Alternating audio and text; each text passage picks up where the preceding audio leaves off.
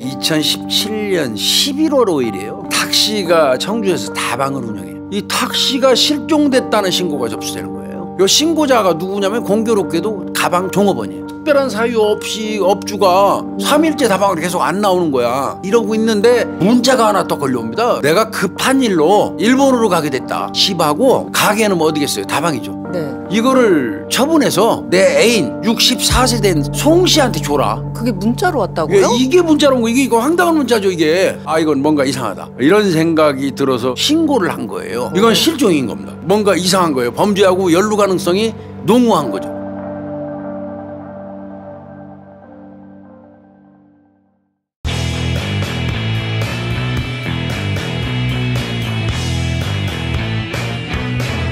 (2017년도에) 발생했던 내연녀 토막살인 사건이에요. 2017년 11월 5일이에요. 청주에서 47살 먹은 택시가 청주에서 다방을 운영해요. 운영하다가 이 택시가 실종됐다는 신고가 접수되는 거예요. 이 신고자가 누구냐면 공교롭게도 가방 종업원이에요. 특별한 사유 없이 업주가 3일째 다방을 계속 안 나오는 거야. 왜 이러시지 왜 이러시지 이러고 있는데 문자가 하나 또 걸려옵니다. 내용을 딱 보니까 택시라고 지칭하는 사람이 내가 급한 일로 이제 일본으로 가게 됐다. 그래서 엄청 친한 사람인가 보지 종업원 친구는. 그러게요. 지금 내 집 현재 본인이 거주하고 있는 집하고 가게는 뭐 어디겠어요? 다방이죠.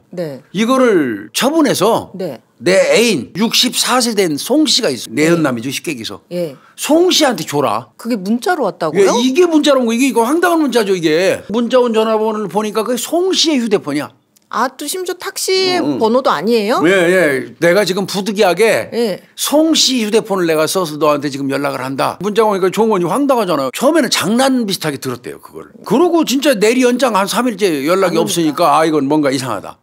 이런 생각이 들어서 이제 청주 상당경찰서 여성 청소년계로 가가지고 신고를 한 거예요. 이건 실종인 겁니다. 뭔가 이상한 거예요. 범죄하고 연루 가능성이 농후한 거죠. 일단 여청계에서는 먼저 나가가지고 집을 나간 그 택시의 행적을 조사하기 위해서 그 택시 집 근처 CCTV를 까요. 11월 5일 날 실종 신고됐다고 그랬잖아요. 한 3일. 3일 전에 11월 2일 날 택시하고 내연남 송 씨.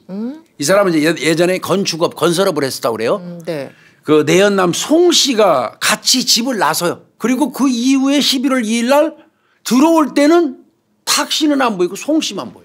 남자만. 그러니까 이 택시하고 이 동거남 송 씨는 한 3개월 정도 택시집에서 동거하고 있던 중이었어요. 남성 송 씨가 그 택시가 운영하는 다방의 단골 손님이었는데 그 추후에 이제 서서히 가까워지면서 내연 관계가 돼가지고 석 달 전부터 얹혀 사는 거예요. 송 씨가 이상하죠. 송 씨라든지 택시라든지 이 사람들을 아는 사람들 그 주변 지인들을 다 달라붙어서 탐문 수사를 해요. 물어보니까 이 송 씨하고 택시 간에 금전 문제가 있었대요. 서로 감정이 상당히 많았다는 거예요. 특히나 이제 이 송 씨가 그런 얘기를 많이 했대. 어떤요? 내가 그 집에 들어가서 얹혀 산다 그래가지고 이 택시가 여성이 나를 엄청 무시해. 지 종업원들 앞에서 나를 함부로 하고 이런 얘기를 불만을 토로를 많이 했다는 거예요. 이 사건의 키맨은 송 씨야. 일단은 이제 형사들 말로 간이라도 보자. 택시가 없어진 거에 대해서 당신이 같이 살았었으니까 진술을 들어보려고 그러니까 좀 들어오십시오. 사실은 그 사람 간 보는 거예요. 밖에서도 전부 다 쳐다봐요 형사들이. 표정 하나까지 이 행동 하나 이렇게 손 떠는 거 하나까지 다리 떠는 거 하나까지 다 봅니다. 11월 6일 날 저녁에 불렀어요. 대충 확인해 보니까 2년여 정도부터 드나들고 만나고 하다가 3개월 전부터 이제 합친 거예요. 지금 현재 택시가 어떻게 됐다는 그 근거는 없어요. 그래서 이제 일단은 진술만 꼼꼼하게 받기로 했어요. 11월 2일 날 둘이 나갔잖아요. 나가셔서 어디 갔었어요? 몇 시경에 거기 도착했어요? 누구 거기서 만났어요? 식사는 누구랑 했어요? 그다음에 택시하고 거기서 헤어졌다며요. 그럼 택시는 어느 방향으로 갔어요? 그런 것들. 그때 저 택시는 무슨 옷 입고 있었어요? 하여튼 꼼꼼하게 해가지고 일단 적어요. 그게 어떻게 보면 말로 하는 압박일 수 있어요. 그럴 수 있죠. 진술을 들어보니까 11월 2일 날 이제 외출하고 나가고 했잖아요. 아니 택시가 자기 그 내연녀가 갑자기 일본으로 떠나겠다고 했대 자기한테. 그 자기도 황당해가지고 아니 내가 동거한 지 지금 3개월 됐는데 너 갑자기 일본으로 떠나버리고 다 끝내자 그러면 내가 뭐가 되냐? 나 황되냐? 이게 뭐 하는 짓이냐? 그래갖고 싸웠대 서로. 이유야를 막 나오고 일본으로 갈 수밖에 없다 막 이래서 다퉜대. 다퉜고 성질이 나가지고 자기가 일본 못 가게 하려고 휴대폰을 뺏었대. 안 주면 못 갈 거 아니냐고. 그랬더니 화를 막 있는 대로 내면서 혼자서 집을 나갔다는 거야.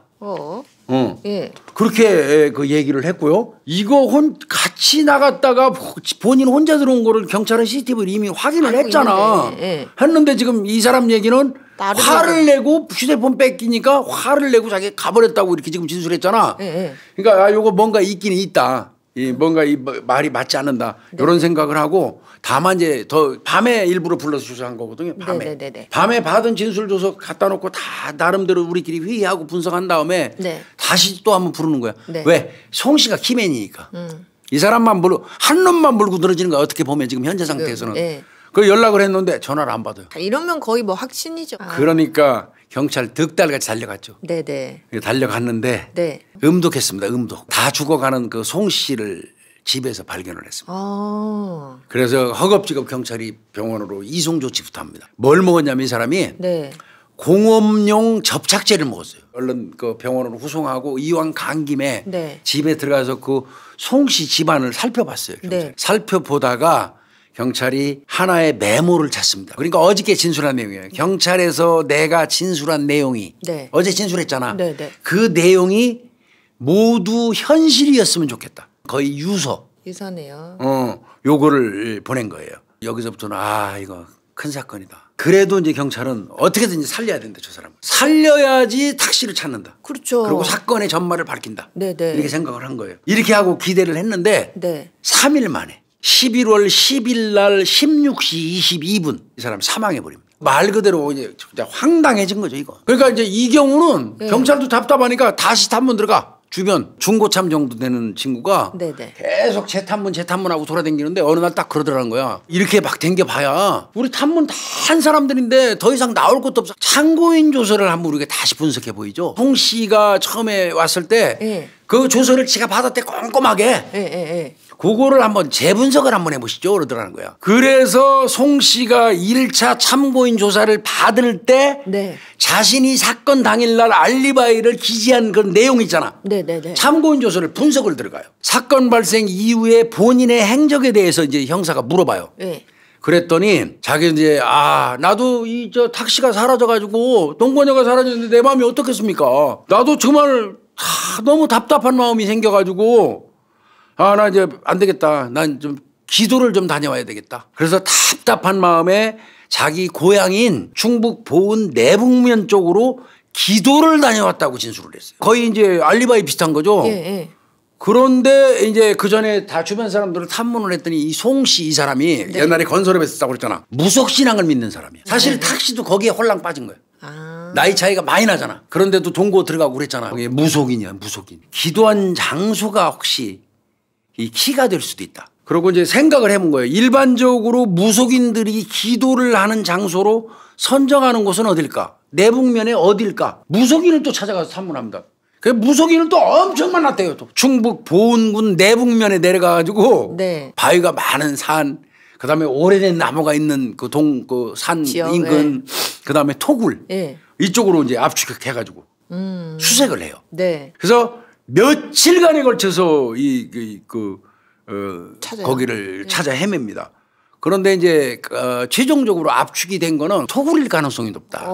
처음에는 며칠 동안 거의 뭐 일주일 가까이 돌아다니면서 토굴 찾았는데 실패했어요. 그러다가 11월 11일이 됐어요. 11월 11일 날.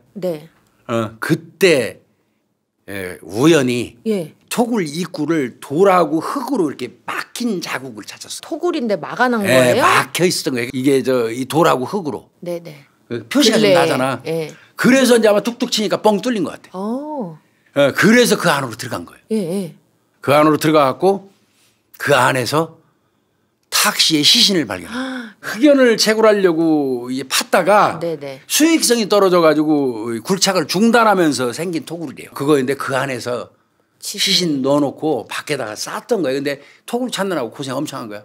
구멍 뚫린 데만 찾으고 다니니까 안 뒤지게. 그래서 시신을 발견했는데 그 시신은 마대 3개에 담겨 있었어요. 마대 3개요? 그러면 잘랐습니다. 토막했습니다. 시신을 토막내가지고 놓고 그 위에다가 흙을 덮어 놓은 상태로 1월 11일 오후 3시경에 네. 즉 말하면 실종 신고가 되고 나서 2개월 6일 만에 시신을 발견을 했고요. 그 시신을 즉시 국과수에 부검을 했습니다. 네. 그래서 이제 신원도 확실히 탁씨가 맞는지 네, 그럼요. 그다음에 사인은 뭔지 네, 네. 예, 이제 분석 의뢰를 했어요. 그리고 난 다음에 바로 가서 이제 이 그 송가 네. 그 죽은 송가 그 사람 집도 이제 수색했고 집하고 화물차 차. 그죠. 그런 걸 다 수색을 했고요. 결국 부검 결과는 경부 압박 질식사로 나왔어요. 네. DNA 보니까 탁씨가 맞고 네. 목을 졸라서 죽인 거예요. 그리고 이제 그 집이라든지 송씨 집이라든지 화물차에서 증거물 찾아가지고 이 분석을 한 게 있거든요. 네네. 거기 보니까 뭐가 나왔냐면 물론 그 시신이 발견된 현장에서 마대자루 같은 것도 정밀을 분석해가지고 네. 혹시 거기에서 송 씨의 DNA가 그렇죠. 있거나 예, 예. 아니면 미세 옷 같은 게 있거나 그렇죠. 이런 거 있으면 송 씨가 그냥 볼 것도 없이 번이겠죠. 예, 예, 예. 근데 이제 그거는 발견을 못했어요. 그 현장에서는. 예. 그런데 이제 집 같은 데 가가지고 했던 거 중에서 네. 나온 게 뭐냐면 송 씨 집에서 네. 마대자루를 묶은 노끈이 있었어요. 네. 노끈이 잘린 단면 있죠. 네, 그렇죠. 요 단면하고 일치하는 노끈을 송 씨 집에 집에. 찾았어요. 차에 그 삽이 실려 있어요. 삽. 삽. 예, 예. 그 삽에 그 흙이 묻어 있잖아요. 네. 그 토양을 긁어냈어요. 네. 그래서 그걸 국과수 의뢰해가지고 네. 확인했더니 이제 그게 그 현장에 흙 있잖아요. 네. 그 흙하고 토양 성분이 같아요. 그러면 결국은 이거는 죽은 사람 검거한 거죠. 범인이 죽어버렸네요. 그 내연남 송 씨죠. 예. 그런데 죽었어요. 공소권 없어. 공소권 없죠. 뭐. 결국은 이제 확인해 본 바에 의하면 금전 거래로 인한 갈등으로 추정할 수밖에 없었고요. 그리고 이제 그 이 시신이 토막된 단면을 이제 경찰이 살펴보니까 네. 아주 날카로운 흉기로 시신을 훼손을 했어요. 네, 네. 이제 그거 나왔고요. 그 다음에 이제 CCTV 동선을 계속 파악하면서 따라갔어요. 갔더니 네. 사건 당일날 이 탁씨는 이 송가가 이거 승용차 SM3래요. 네. 그 송가의 SM3를 타고 보은군 내북면까지 함께 이동하는 게 나오고요. 아, 그러면은 여기까지 같이 간 거예요? 이후에 송 씨만 혼자서 귀가를 했대요. 아.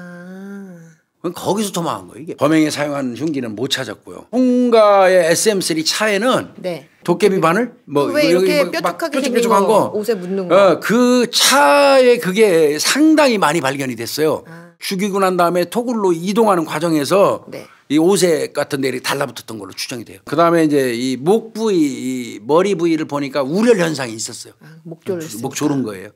그 다음에 눈 껍질에. 안에 점출혈이 다량 발견됐습니다. 결국 목줄로 죽었다는 거고 네. 때린 거는 없었습니다. 목만 졸려서 죽인 다음에 토막을 낸 걸로 보입니다. 이 사건은 이제 용의자가 이 자살하면서 그냥 영구 미제 사건으로 끝날 수도 있었던 사건이에요. 끈질기게 추적을 해가지고 이 사건의 전모가 지금 밝혀진 그런 사건이고요. 그렇네요. 더구나 이 송가는 탁시로 가장해갖고 지인들한테 문자 메시지 보내가지고 은폐를 시도했던 그런 사건이에요. 상당히 치밀하게 계획을 짰던 거예요. 예. 피의자는 이제 자살하는 바람에 네. 공소권 없음으로 사건 처리가 끝났지만 억울하게 사망한 그 여성은 그래도 찾아서 맞아요. 응당한 장례를 치러줬던 그런 사건 좀. 그래서 오늘 대한민국 살인 사건은 요 정도에서 마치겠습니다. 네, 감사합니다. 고생했습니다.